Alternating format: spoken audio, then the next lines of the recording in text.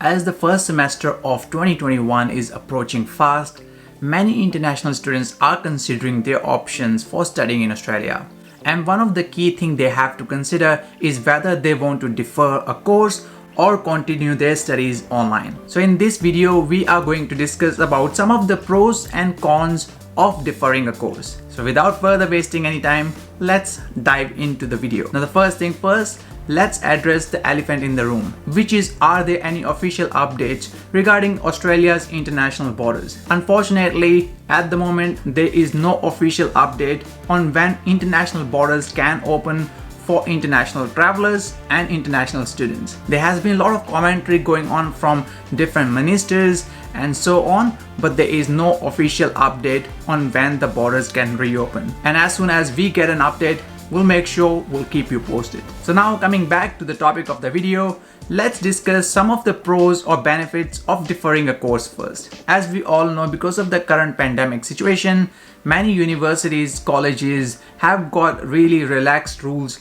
regarding the deferment of a course in Australia. Obviously, they understand what's going on around the world, and arrival of international students is very uncertain at the moment. So they are making sure that they have relaxed policies compared to what it used to be in the normal times. And one of the first and most important benefit is that when you defer a course, most likely you might be able to come back to Australia and start your study when the borders reopen. So deferring a semester or two does make a perfect sense if you can come to Australia and start studying here. Obviously, studying in your home country online to studying in Australia will be a completely different experience.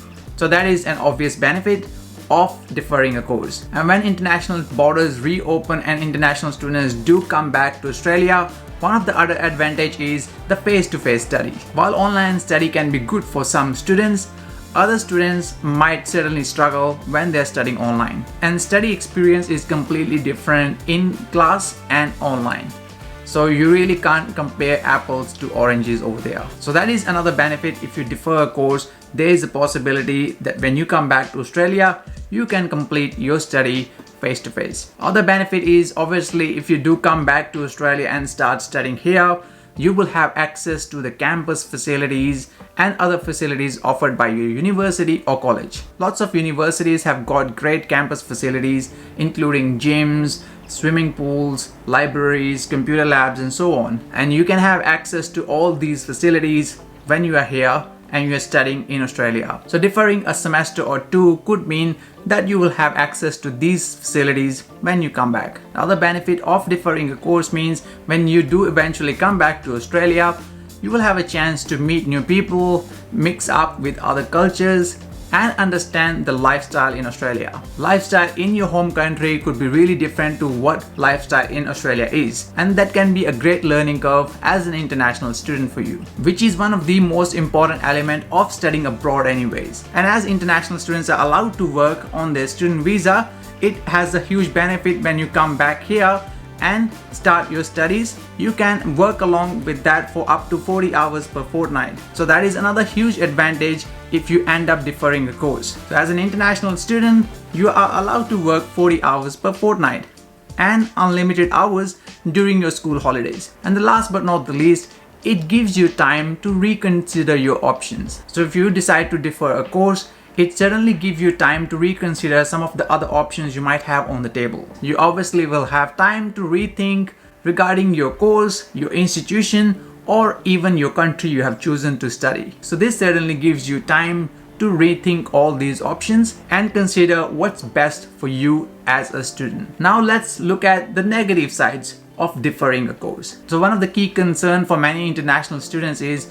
that once they defer a course, there is a possibility that they may have to extend their visas at the end of their course. Deferring a course could mean that while you have been granted a visa by the Department of Home Affairs, and your course will actually start on the day when you start studying. So if you do end up deferring a semester or two, it could mean that your study could end up after the expiry of your visa, which means you may need to apply for a new student visa, which obviously means money and efforts. Now, other drawback is regarding your career progression. So deferring a course could mean that there is an issue with your career progression. It could directly impact your long-term plans in Australia. So for example, there is a possibility that you might be able to get a skilled migration after studying in Australia. Well, that's obviously not your goal all the time, but if you do end up in that situation and you need some extra points, and if because of the age factor you might have lost some points because your age has gone beyond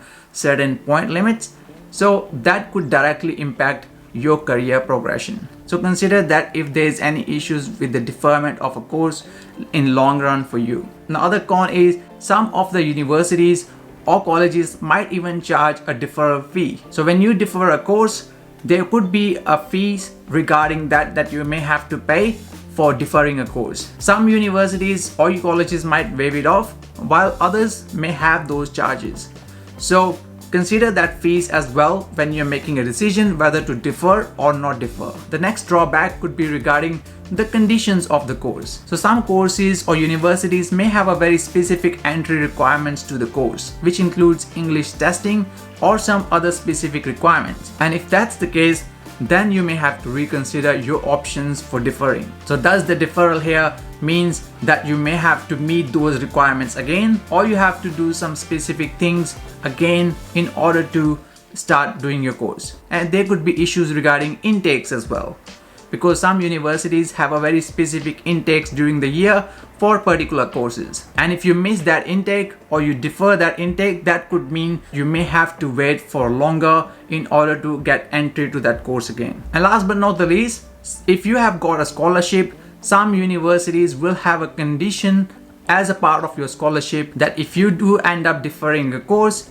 it could mean no grant of scholarship. So please read the terms and conditions of your university contract or COE, that if you do end up getting a deferment, what does it mean for your scholarship if you have got one. Well, these are some of the pros and cons of deferring a course. Obviously, it's a huge decision to defer a course, and you have to consider many options, and every individual may have their own circumstances to consider as well. So we certainly can't give you answer whether you should actually defer or not defer a course. It depends on a lot of factors and your personal circumstances. But hopefully this information has given you some ideas on what are the benefits and drawbacks of deferring a course. And if you do end up finding some value in this video, please help us to share this video with other students and friends as well, so they understand the benefits and drawbacks of deferring a course. Thank you for watching. See you in the next one.